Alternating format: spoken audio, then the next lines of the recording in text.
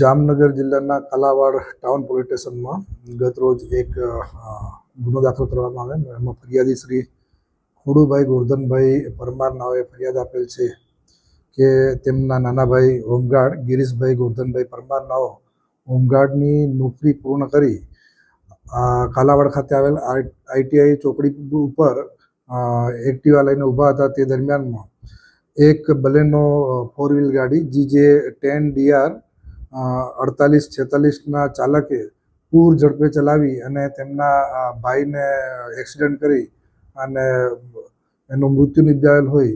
આ ડ્રાઈવર દ્વારા હકીકત જોતાં પોતે જાણતો હોવા છતાં આટલી પૂર ઝડપે ચલાવવાથી માણસનું મૃત્યુ થઈ શકે તેમ છતાં તેને તેવી રીતે ચલાવી અને આ હોમગાર્ડનું મૃત્યુ કરેલ હોય.